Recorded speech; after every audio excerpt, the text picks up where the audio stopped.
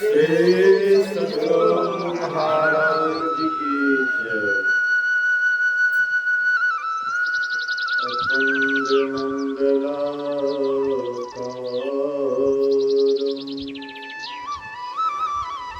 व्याप्तं येन चराचरं तत्पदं दर्शितं येन तस्मै श्री गुरुवे नमः। धन्य धन्य सतगुरु सुखद महिमा करे न जाए। जो कछु कहो तुम्हारी कृपा मोते कछु न बसाए। सर्वत्र सर्वदा वर्तमान सद्गुरु महाराज जी के पावन चरणों में कोटि कोटि नमन। उपस्थित धर्मानुरागिणी प्यारी जनता, सत्संग प्रेमियों, सदात्माओं, माताओं तथा भक्तिमती बहनों, एक दिवसीय संतमत सत्संग का आयोजन परम श्रद्धे भोला बाबा के निवास स्थान पर रखा गया है, जिसका द्वितीय पाली सत्संग के अपराह्नकालीन सत्संग में उपस्थित होकर संतों के वचन को हम लोग श्रवण कर रहे हैं। कौन पाठ बोल रहे?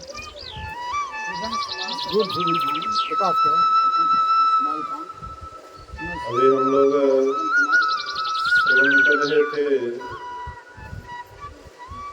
सुजन समाज सकल गुण खानी, करम प्रणाम सप्रेम सुबानी।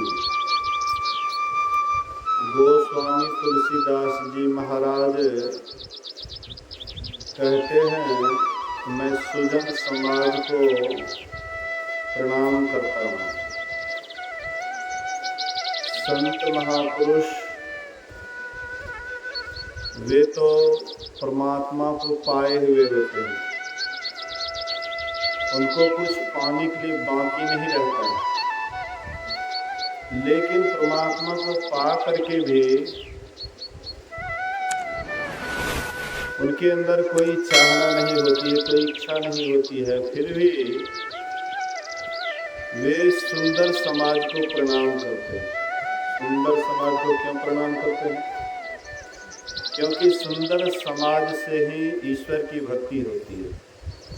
परमात्मा की भक्ति सुंदर समाज में ही होता है, हर जगह यह नहीं होता है।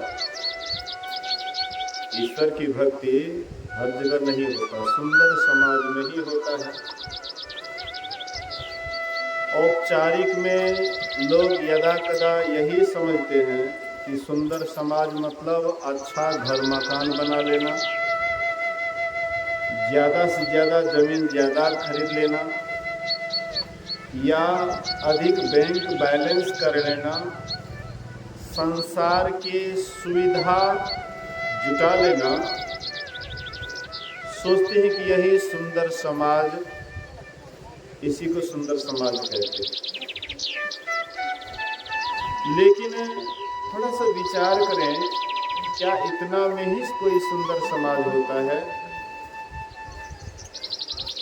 अगर इतना में ही सुंदर समाज होता तो फिर लंका में सबके सब जितने भी लंकावासी थे, किसी के पास कोई कमी नहीं था, सब के सब धनी थे। समुद्र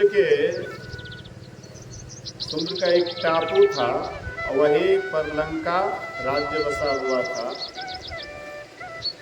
सोने के महल रुपए के छाजा, वहाँ पर सोना का ही महल बना हुआ था, सुंदर रूप से सजा धजा था, तो उसको भी सुंदर समाज कहना चाहिए। लेकिन ऐसे समाज को सुंदर समाज नहीं कहा। धन से कोई सुंदर नहीं होता है, सुंदर मकान बना लेने से कोई सुंदर नहीं होता है, या अधिक पैसा जमा कर लेने से कोई सुंदर नहीं होता है। गांव समाज में आप देखिएगा, कोई गरीब आदमी है, लेकिन अगर वे सत्संगी हैं, सदाचारी हैं, अच्छे चाल चलन से चलते हैं, तो लोग उसको महात्मा जी कहते हैं। लोग उसको महात्मा कहने लग जाते हैं, महात्मा जी कहिए। मतलब उसका विचार महात्मा जैसे है, इसीलिए लोग उसको महात्मा कहते हैं। अब कोई खूब धनी आदमी है, बहुत ज़्यादा बैंक बैलेंस है, सुंदर मकान है, उसको कौन महात्मा जी कहते हैं?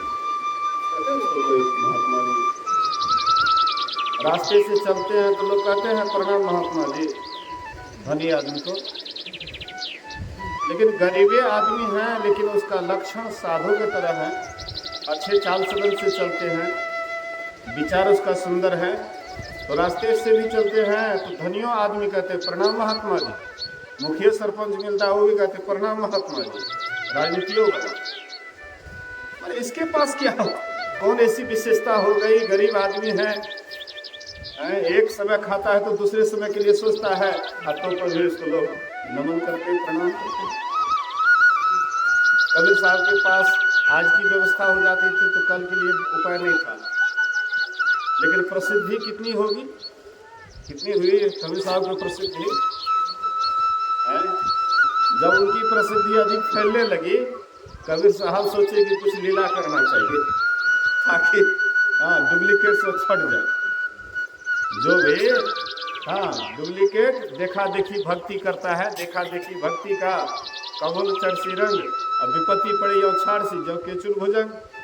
बोले ये तो एरू बेरू नफू खेरू सब मेरे पीछे लग गया है, इसलिए इस सबको हटाने के लिए क्या करना चाहिए? तो कबीर साहब क्या करते हैं, एक वेश्या को बुलाए और वेश्या के कांधे पर हाथ दे दिए, एक रंग भर करके बोतल में शराब जैसे रंग भर दिए और उसको ऐसे मुंह में लेकर के एकदम जैसे एक नशा पीने वाला व्यक्ति चलता है, कांधे पर मतलब वेश्या के कांधे पर हाथ दिया हुआ। अब पूरा मतलब जो है काशी बाजार घुमाए, काशी नगरी बाजार में ब्राह्मणों का पूरा बस्ती। छी छी छी छी फर्स्ट हो गया कबीर साहब। अरे क्या कहता था तुम लोग कि कबीर साहब महान है, पहुंचे हुए महात्मा है, अरे हम तो बिल्कुल गया गुजरा है, तो भ्रष्ट हो गया। अरे फलना बेसिया, उसको कांधे पर हाथ दिया हुआ था और शराब एकदम ले करके पूरा एकदम घूम रहा था, तो चला गया, बेकार हो गया। अगाड़ी अगाड़ी से अगाड़ी से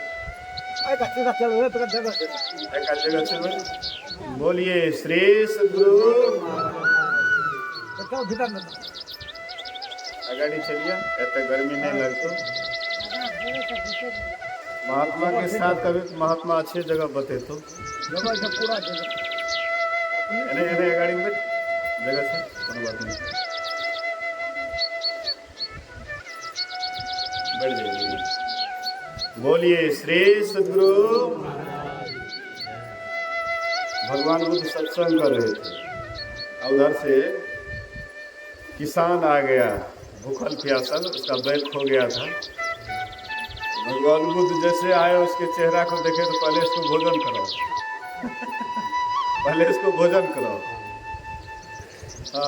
भोजन करके उसके बाद सत्संग सुना, बड़ा प्रेम से सत्संग सुना, बड़ी श्रद्धा के साथ सत्संग सुना और श्रोतापत्ति फल को प्राप्त किया। तो बाद में चर्चा चली कि भंते उनको आते आते आपने कहा उसको भोजन कराओ, बोले को भूखा था, अगर वो भोजन नहीं करता तो बढ़िया सत्संग नहीं सुन पाता। हाँ, सत्संग बढ़िया से नहीं सुनता तो श्रोतापत्ति फल को प्राप्त नहीं करता। इसीलिए उनके आते ही मैंने कहा, हाँ इसको पहले भोजन करो। इसलिए सत्संगी आ रहे थे तो मैंने कहा बढ़िया से पहले बैठ के दो, बढ़िया से बैठ जाएंगे तो प्रेम से सत्संग सुनेंगे। हाँ बोलिए श्री सद्गुरु। तो कबीर साहब जो वेश्या के कांधे पर हाथ दे करके और शराब पीने का नकल करके पूरा बाजार घूमे, पूरा चर्चा चलने लगी कि कबीर साहब भ्रष्ट हो गए। हाँ छोड़ो छोड़ो छोड़ो। तो जितने उनके शिष्य लोग थे, हाँ बहुत छोड़ छोड़ करके भाग गए। सत्संगी भी अश्रद्धा करने लगे, अरे कबीर साहब चला गया, भ्रष्ट हो गया। लेकिन कबीर साहब तो नकलिया को छाट रहे थे। असली, हाँ असली जो था वो तो हिलने वाला नहीं, जो असली होगा वो हिलेगा नहीं। गुरु महाराज भ्रष्ट है कि क्या है, जो गुरु महाराज की गहराई को जानते हैं वो कभी सोचेगा गुरु महाराज भ्रष्ट हो गए। जो गहराई को जानते हैं, जो ऊपरे ऊपर गुरु बना लिए हैं, हाँ गुरु महाराज देखिए रहा फलो आदमी गुरु मान लेते तो अच्छा हमहू मान लेती। जो मान लेते हैं बढ़िया से गहराई से नहीं जानते हैं, वो कभी भी छोड़ सकता है गुरु का साथ, गुरु के साथ को कभी भी छोड़ सकता है। कहने का मतलब जो अच्छे व्यक्ति होते हैं, जो अच्छे चाल चलन वाले होते हैं, अच्छे व्यवहार के होते हैं, चाहे धनी हो या गरीब हो, लोग उसका सम्मान करते हैं, लोग उसका सम्मान करते हैं, पूरा दुनिया उसका सम्मान करते हैं। कबीर साहब को पूरा दुनिया सम्मान करते हैं। अभी भी कबीर साहब नहीं है, लेकिन उनके वचन का लोग बहुत सम्मान करते हैं। गुरु महाराज जी बोले थे कि मेरे गुरु बाबा देवी साहब हैं, लेकिन मुझे अधिक प्रेरणा मिली कबीर साहब के वचन से। भजन में हमको भजन करने का अधिक प्रेरणा, अधिक बल कबीर साहब के वचन से मिला। बाबा साहब तो युक्ति बतला दिए, लेकिन प्रेरणा देने वाले वचन, आपको भजन में जो प्रेरणा दे ना, कुछ महात्मा के प्रवचन को सुनिएगा तो आपका मन होगा कि ध्यान खूब करना चाहिए, और कुछ महात्मा का प्रवचन सुनिएगा तो सोचिएगा कि इधरे बढ़िया है। लचकदार प्रवचन सुन लिए, मन गदगद हो गया, अब कुछ करना धरना नहीं है, बस बस बाहरे बाहर गीत गाइए, हाँ दुनिया को रिझाइए, बस यही है दुनिया। इसी से हमको मोक्ष मिल जाएगा, इससे थोड़े मिलेगा। कहने का आशय है, मतलब है कि कबीर साहब का एक एक वचन भजन करने में इतना प्रेरित करता है कि मत पूछिए। तो गुरु महाराज बोले कि हमको कबीर साहब के वचन से भजन में अधिक प्रेरणा मिली, इसलिए कबीर साहब को सिर का मुकुट बनाए गुरु महाराज कि हमारे कबीर साहब सिर के मुकुट हैं। यहाँ मजहब की बात नहीं हो रही, हम संत मत के सत्संगी हैं, यहाँ पर मजहब की बात नहीं हो रही। अगर मजहब बनाते हैं तो फिर हो गया, तब आप संप्रदाय वाले हो गए, तब संत मत के कहाँ रहे, तब तो आप में ही मत हो गए। खाली महर्षि में ही को मानिए और संत को छांट दीजिए, उनके वचन को लीजिए नहीं, उनके वचन को अमल नहीं कीजिए, तो फिर संत मत कहाँ रहा। संत मत से मतलब है जितने संत हैं सबके विचार को पढ़ना चाहिए, और सबके विचार को पढ़ करके उसमें उसके गहराई में जाना चाहिए। संत कोई भी हो, लेकिन जिनके वचन से प्रेरणा मिले उसके अनुसार भजन करना चाहिए, तो आप हम भी सिद्ध हो सकते हैं। और जैसे संप्रदाय के फेरा में पड़े, हाँ जैसे संप्रदाय के फेरा में पड़े कि हम तो फलना गुरु महाराज के शिष्य हैं, तो हम उन्हीं के वचन को खाली सुनेंगे, उसी को पढ़ेंगे, दूसरे संत के वचन को नहीं पढ़ेंगे, तब हो गया एक मजहब आप बना लिए, संप्रदाय बना लिए। इसका गुरु महाराज खंडन किए, संप्रदाय का खंडन किए, मजहब का खंडन किए हैं। तुलसी साहब के घट रामायण के भूमिका में गुरु महाराज जी बोले हैं कि जो तुलसी साहब संत मत के विचार को मानने वाले थे, आज तुलसी साहब के नाम पर एक संप्रदाय हो गया है, मजहब हो गया है।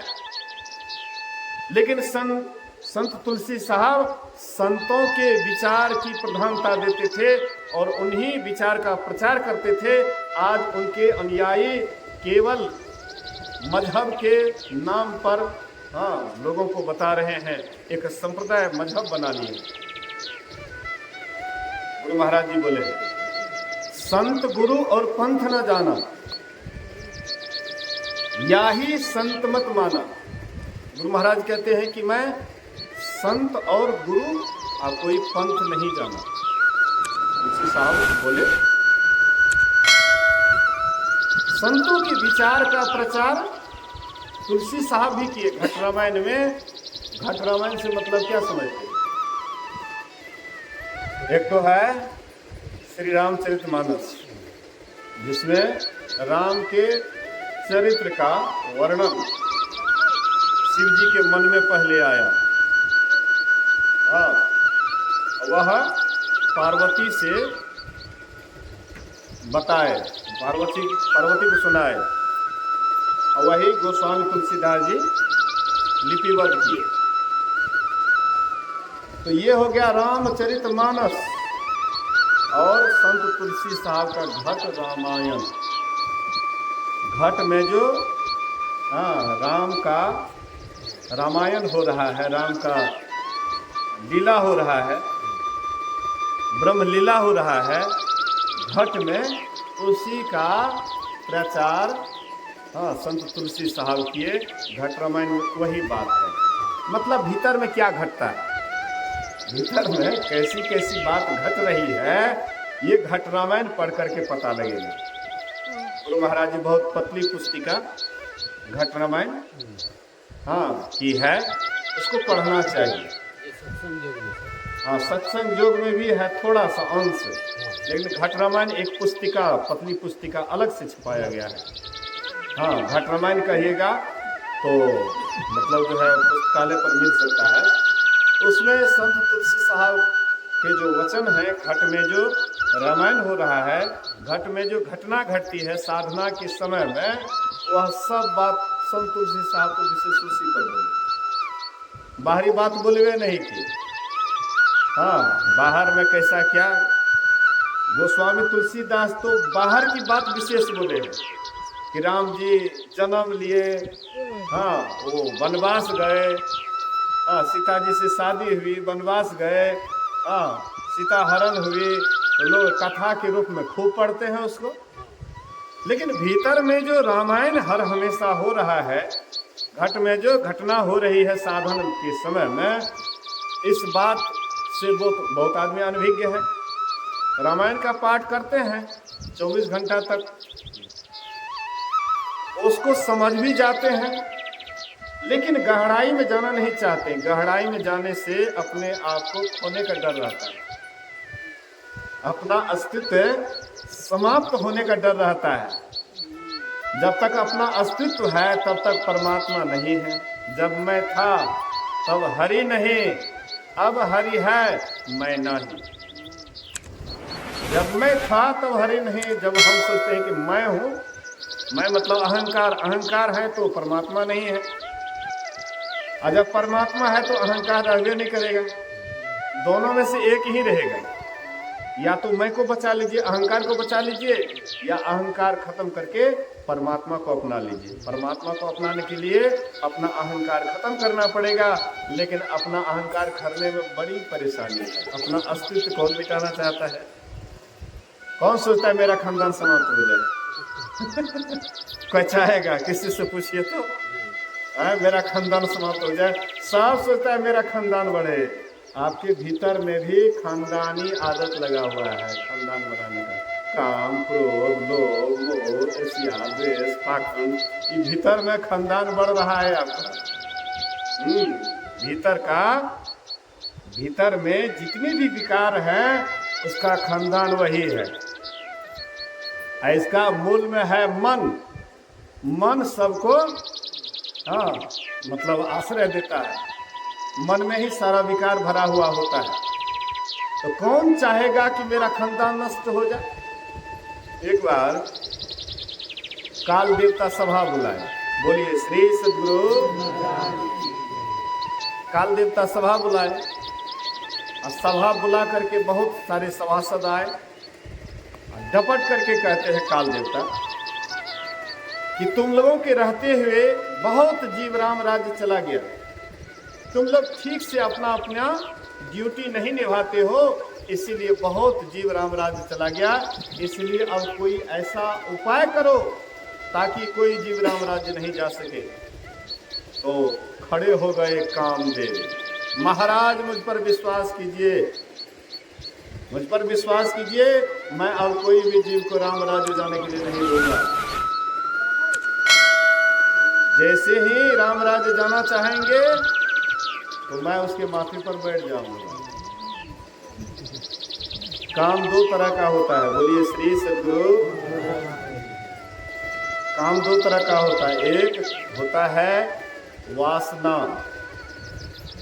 न पुरुष स्त्री का संजोग, एक इसको काम कहते हैं, न वासना, काम की वासना, हाँ स्त्री पुरुष का संजोग जो होता है, एक ये भी काम कहलाता है। और दूसरी काम होता है मन की इच्छा। मन में जो अनेक प्रकार की इच्छाएं होती हैं, इसको भी काम कहा गया। स्त्री पुरुष का जो संजोग होता है वह काम उतना खतरनाक नहीं होता है जितना कि मन की इच्छा, अनेक प्रकार की इच्छा खतरनाक होता है। वह तो स्त्री पुरुष का जब संजोग हुआ उसी समय में दोनों के अंदर एक प्रकार की विकृति आई, लेकिन फिर दोनों का संजोग हटा तो फिर विकृति खत्म हो जाता है। लेकिन ये जो इच्छा रूपी भूत जब सवार हो जाता है तो बाबू हो कि बाबा हो, सबको संसार का हवा खिला देता है। दौड़ करके यहाँ, दौड़ करके वहाँ, दौड़ करके वहाँ, कितना प्रोग्राम। मेरे बाद में कितना साधु बना, मेरे साथ में मैं कितने को साधु बनाया, लेकिन जितने को बनाया सब कार्यक्रम में बिजी रहता है दिन रात। मैं एकदम निश्चिंत रहता हूँ, मैं उतना बिजी रहता तो मैं भी हूँ, लेकिन उतना नहीं रहता हूँ, मैं उतना नहीं रहता हूँ। मैं अपने आप में बहुत सिमट करके रहता हूँ, बहुत कम जाता हूँ। आश्रम पर अधिक आप हमको देखिएगा, बहुत कम जाते हैं। लेकिन मेरे साथ जितना बना उसके मन में होगा कि प्रचारे सब कुछ है, पैसे सब कुछ है, आश्रम में सब कुछ है, एकदम दम लगाया हुआ है। नाम नहीं गिनाएंगे कौन कौन, लेकिन जो समझने वाले समझ गए होंगे। मेरे सानिध्य में रह करके अब उसके मन में होता है कि यही सब कुछ है, प्रोग्राम और पैसा, आश्रम, यही सब कुछ है। लेकिन अपने अंदर में शांति भी कोई चीज है, इसको बहुत कम आदमी समझ।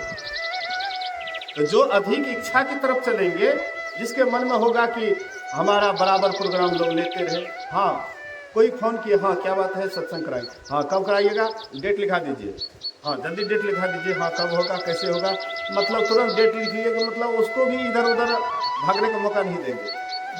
नहीं है समय तो मतलब हाँ आपका समय थोड़ा सा बढ़ा देते हैं, इसके यहाँ कर देते हैं, ऐसे कर देते हैं, वैसे कर देते हैं, मतलब घुर्ची फंदा में ही इतना मतलब अटक जाता है अपने आप को कि फिर वो भजन करने से बहुत कोसों दूर चला जाता है। और गृहस्थ आश्रम में भी जो घुर्ची फंदा में बाल बच्चा को कैसे करेंगे, ये कैसे होगा, वो कैसे होगा, वो कैसे होगा, दिन रात घुर्ची फंदा लगाते रहता है, उनसे भजन नहीं होता। तो बाबा हो या बाबू हो, दोनों को 84 का हवा लगेगा अगर घुर्ची फंदा में रहिएगा तो, भजन नहीं होगा तो है कभी छुट्टी मिलेगी। बोलिए श्री सद्गुरु। मैं तो देखता हूँ कि कुछ महात्मा से कुछ गृहस्थ को मैं अच्छा देखता हूँ, ज्यादा इधर उधर नहीं जाता है, हाँ अपने आप में सिमट करके रहता है। लेकिन सत्संगों करते करते जब मन उब जाता है, कुछ मिलता नहीं है तो मन में होता है थोड़ा अगलो बगल जाने से कुछ मिलता है तो चलो। जितना हम इधर उधर जाते हैं, जितना हम और काम में समय देते हैं, वह काम में अगर भजन में उतना समय दे दें तो आपसे कोई भजनानंदी आगे नहीं बढ़ सकता। हम जितना और बात में समय देते हैं, हम बाहरी पाठ में, प्रवचन में, आदि आदि में जाते हैं।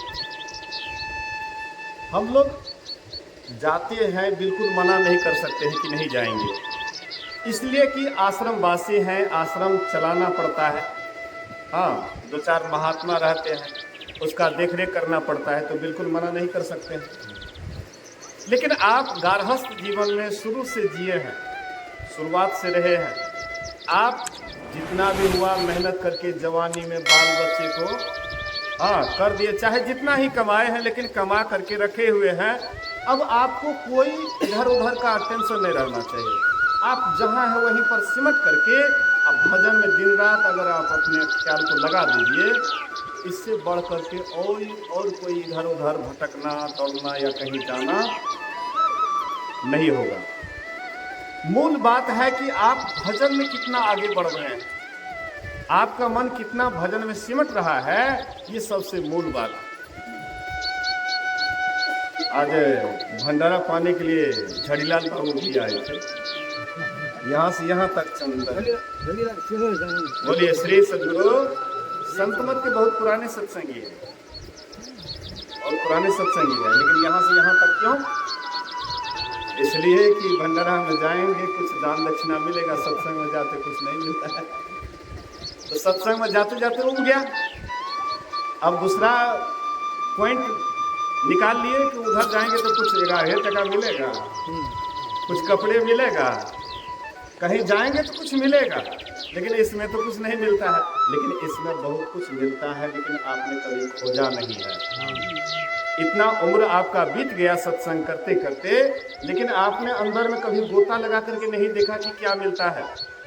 मैं एक एक सत्संगिनी को देखता हूँ, खास करके महिला को, उसको तो ये सब मन में रहवे नहीं करता है कि कहीं जाएंगे तो हमको कुछ मिलेगा। पुरुष में ये सब आता है, लेकिन महिला में ये सब नहीं आता है। और जो अपने अंदर सिमट करके रहती है, तो मैं देखता हूँ कि वह भजन में बहुत बढ़िया प्रगति की हुई है। वो जो अनुभूति बताती है, पुरुष उसके सामने फेल हो जाता है। पुरुष इतना अनुभूति नहीं बता पाता है कि बाबा हम भजन में ऐसे किए, इतना प्रगति किए, हाँ ये सब हमको मिला, ये नहीं बता पाते हैं। क्यों बताएंगे? जवानी में तो धन कमाने में रह गए, अब बुढ़ापा में भी इच्छाएं पर इच्छा लिए हुए हैं। इच्छा के रहते हुए भजन कभी हो सकता है? चौथापन में लोग क्या करते थे? पहले बाल बच्चा को सब कुछ सौंप देते थे और चले जाते थे एकांत में, पति पत्नी मिल करके एकांत में चले जाते थे, जिसको वानप्रस्थ कहते थे। वन में जा करके एक झोपड़ी बना लेते थे और वहाँ पर रूखा सूखा खाते थे या भूखले रहते थे, लेकिन भजन खूब करते थे।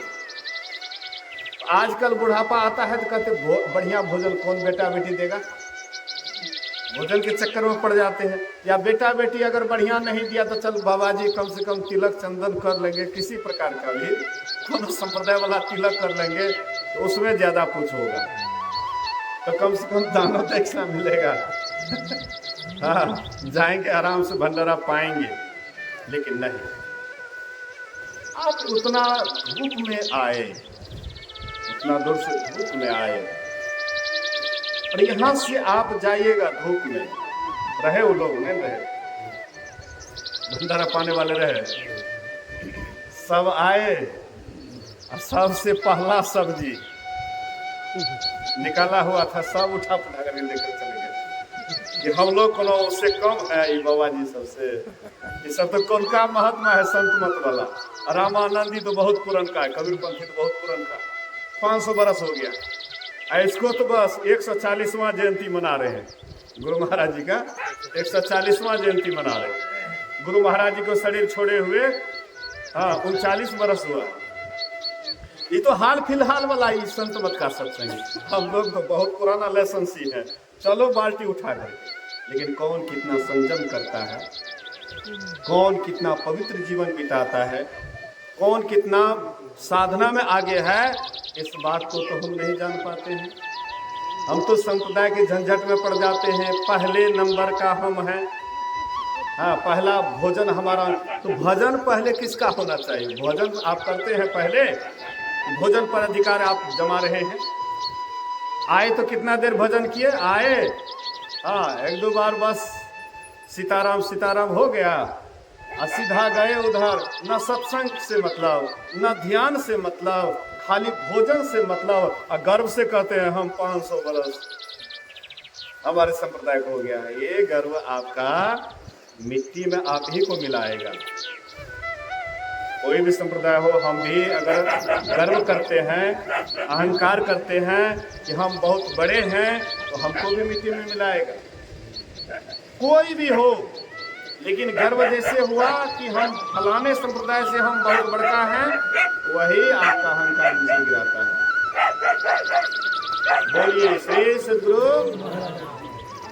इसीलिए संत गुरु और पंथ न जाना, ये संतमत के असली जो सत्संगी होंगे, भजनानंदी होंगे, उनके अंदर में संप्रदाय का भाव नहीं आएगा।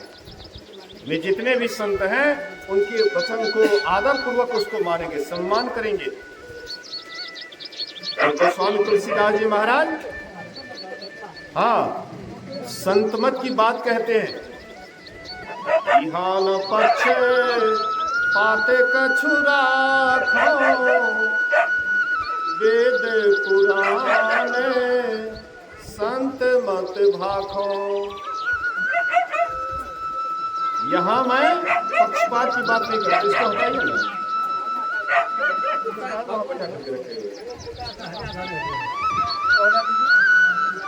जब तक रहेगा तो हल्ला करेगा। बोलिए श्री सद्गुरु। तो गोस्वामी तुलसीदास जी महाराज कहते हैं, यहाँ न पक्षपात कछु रखो। यहाँ पर मैं कोई पक्षपात की बात नहीं करता हूँ। जो वेद कहते हैं, पुराण कहते हैं, वही संतमत की बात को मैं कह रहा हूँ। तो हम आप भी संतमत के सत्संगी हैं। हम आपको भजनानंदी होना चाहिए, भजन में आगे बढ़ना चाहिए। धन संपत्ति क्या है? ये दान दक्षिणा क्या है? बाहरी आपको अटकाने वाला है, बाहरे में थोड़ा सा लोभ दे करके और आपके अंदर से भजन का जो संस्कार उसको खत्म कर रहा है। आप देखिएगा बढ़िया से, थोड़ा सा आपको लोभ दे रहा है, थोड़ा सा दक्षिणा दे रहा है, लेकिन आपके समय को बर्बाद कर रहा है। उतना समय अगर आप भजन कर लेते हैं, ध्यान कर लेते हैं, मन एकाग्र हो जाता है, उस समय कितना आनंद आता है आप ही महसूस कर सकते हैं। जो करते हैं उसी को महसूस होता है। इसलिए कहते हैं भजन में होत आनंद आनंद। भजन में बड़ा आनंद होता है। कभी कभी तो मेरा मन होता है कि सब इधर उधर जाना बिल्कुल बंद कर दें और रूम को लॉक कर दें, रूम को बंद कर दें, केवल समय से भोजन भजन, बाद बाकी किसी से बातचीत बिल्कुल बंद। लेकिन मजबूरन क्या करें मजबूरन क्या करें? ये बाहरी में लग करके ज्यादा रहिएगा तो आंतरिक जब नहीं होगा तो फिर बोलिए आप दूसरे को क्या कहिएगा। अगर आंतरिक भजन आपसे नहीं होगा, आप दूसरे को कौन रास्ता बताइएगा? आप रास्ता को कम से कम जानिएगा, उस पर चलिएगा, तभी ना लोगों को बताइएगा। आप स्वयं ही उस रास्ते पर नहीं जा रहे हैं, हाँ, केवल दूसरे को बता रहे हैं, तब कैसे होगा? संतमत के अनुयायी का मतलब है, गुरु महाराज जी के पास एक शिक्षक गए और वे शिक्षक पूछते हैं कि आपका कौन सा संप्रदाय है, कौन सा मजहब है, इसका क्या नाम है? तो गुरु महाराज जी कहते हैं ये अंतर्मुखी मत है, यह अंतर्मुखी मत है। भीतर जाने के लिए कहता है, ये संप्रदाय अंतर्मुखी संप्रदाय है। लेकिन हम लोग कहाँ इसको समझ रहे हैं?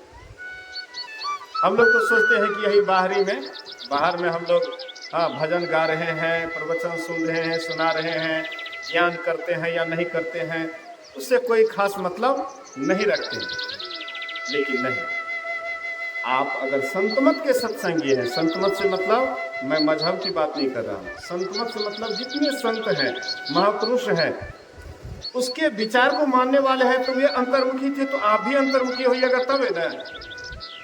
जैसा बाप वैसा बेटा बेटी होगा तब है ना उसका आप बेटा है या बेटी है। है। संत महापुरुष अंतर्मुखी होते हैं, हम बहिर्मुखी हैं। कैसे हो गए उनके बाल बच्चे? संत मता बिनु गति नहीं है, सुनो सकल दिकान, जो चाहो उद्धार को तो बनो संत संतान। तो संत का संतान कैसे है? जब संत के रास्ते पर चलेंगे तब ना उसका संतान है। पिता के रास्ते पर जो पुत्र चलता है उसी को कहते हैं सुपुत्र। इन्हें ये पिता के अच्छे सुपुत्र हैं, पिता के रास्ते पर चल रहे हैं। ऐसे ही संत सद्गुरु पिता है, पिताओं के भी पिता है। और वे जो रास्ता बतलाए हैं उस रास्ते पर हम चलेंगे तब न उसका संतान है।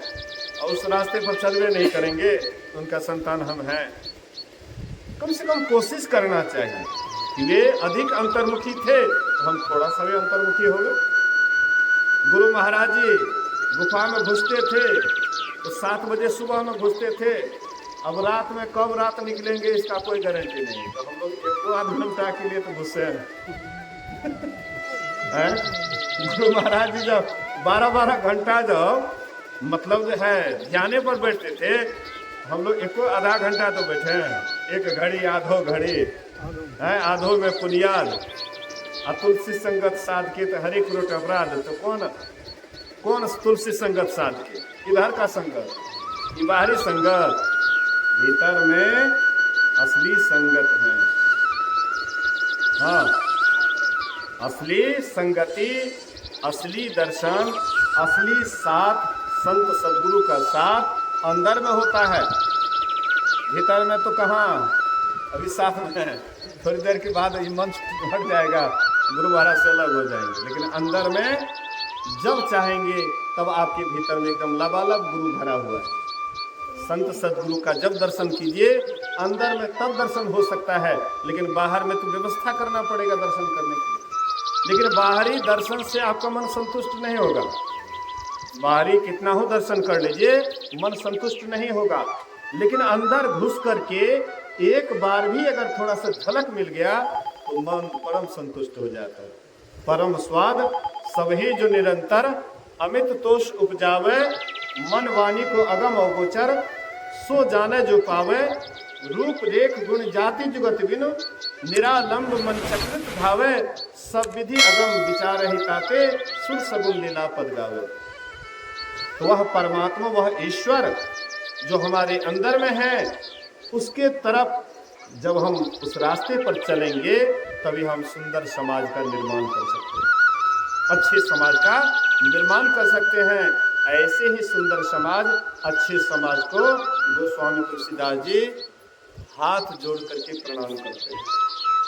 सुजन समाज सकल गुण खानी, करऊं प्रणाम सप्रेम सुबानी। मैं सुंदर समाज को प्रणाम करता हूँ जो सभी गुणों के खानी है। सभी गुणों के खानी कौन है? सुंदर समाज। सुंदर समाज कौन है? जो अंतर्मुखी भजन करते हैं, जो अपने अंदर में जाते हैं, ध्यान करते हैं, साधना करते हैं, अंदर में जा करके अपने इष्ट का दर्शन करते हैं, ज्योति का दर्शन करते हैं, अनहद शब्द को सुनते हैं। ऐसे समाज में अधिक लोग अगर होंगे, ध्यानी, अधिक ध्यानी आदमी होंगे, अधिक ज्ञानी आदमी होंगे, अंतर्मुखी आदमी होंगे, ऐसे समाज में कुरीति नहीं रहेगा। कुरीति कब रहता है? जब बहिर्मुखी होते हैं। नारद बाबा के अंदर मतलब जो है, नारद बाबा जब अंतर्मुखी थे तो उसको कामदेव बहुत हिलाने का काम किए, लेकिन नारद बाबा हिले।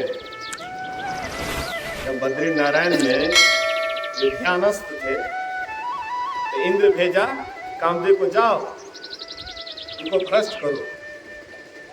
तो कामदेव खूब अपना मतलब जो है लुभाने का बहुत कोशिश किए, लेकिन एक भी कला उसका नहीं चला।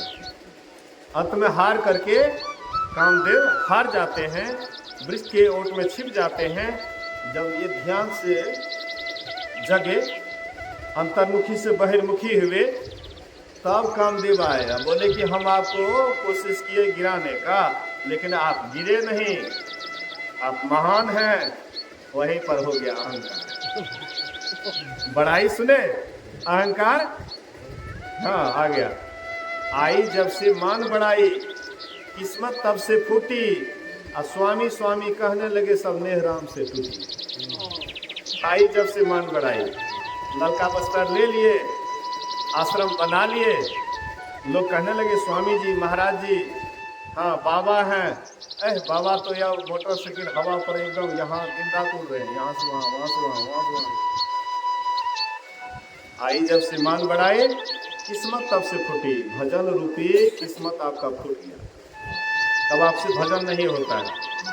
हाँ, किस्मत तब से फूटी। या स्वामी स्वामी कहने लगे सब लोग, मान बढ़ाई करने लग जाते हैं तो मन खुल करके कुप्पा हो जाता है।